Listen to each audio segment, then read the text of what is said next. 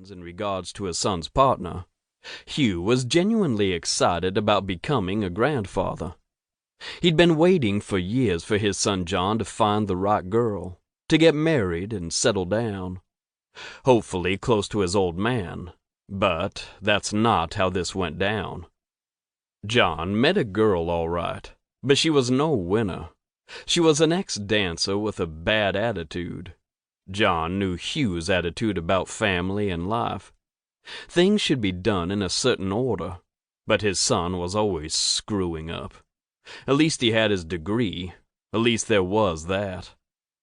And now he would be a father, and Hugh a grandfather. The girl, that's how he thought of Luna, was not smart or nice or all that pretty, but she would be the mother of his grandson. Hugh didn't care for her one bit, but there wasn't much he could do about it. Now that Hugh's wife had stopped crying over the situation, she seemed pretty excited about it too. Luna was far enough along for them to find out the sex of the baby. That kind of ticked Hugh off, that John kept this kind of a secret from him for so long. 5 months pregnant. Just a few more months, and he'd meet his grandson. Maybe, pending the DNA test. He insisted that John get one, but who knew if his boy would go through with it? Nope. Hugh didn't trust Luna at all. Weren't dancers notorious for being easy? Rain tapped on the big windshield of his semi-truck. Hugh sighed at the sight of it. His wipers needed to be changed. If a hard rain came, he'd have to slow down, and he was so close to home. So close he could almost taste the meatloaf. Despite her preaching about his heart, Edie always served him his favorite meals for a long haul. Sometimes meatloaf, sometimes fried pork chops or chicken. Meatloaf had been his choice for tonight's dinner. Just thinking about her tasty food made his mouth water. Why had he skipped lunch? He felt as if he were about to starve to death. That's about the time he saw the woman on the side of the road. What caught his attention wasn't that she was there, since sometimes people walked along this particular section of Highway 98. There were lots of campers in those woods, and it was notorious for drug activity. That wasn't it. She didn't appear to be a drughead or a camper, and certainly not a homeless person. The woman's clothing was all wrong.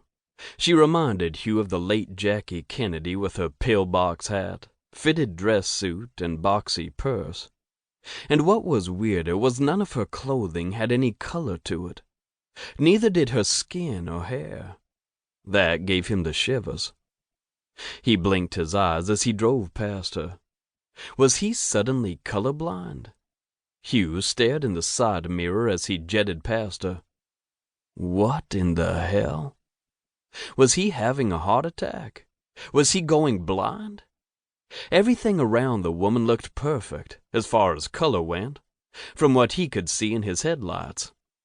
No, he could see colors, but not with her. Hugh saw the bright green road sign and the litter on the side of the road. Everything appeared normal except for her. She staggered along, one heel missing from her shoe. He couldn't be sure, but it looked like there was a large spot on the back of her dress, up at the left shoulder, like she'd fallen in the mud. Gray mud. She wasn't normal at all. She was a blur, and then she was gone.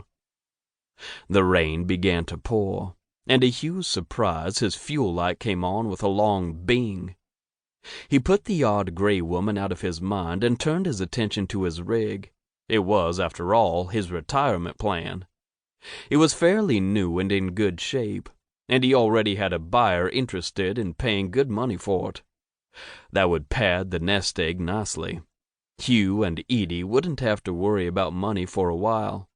The fuel light flashed again and offered up another bing. Shoot! How had that happened? He topped off the tank when he came through Hattiesburg.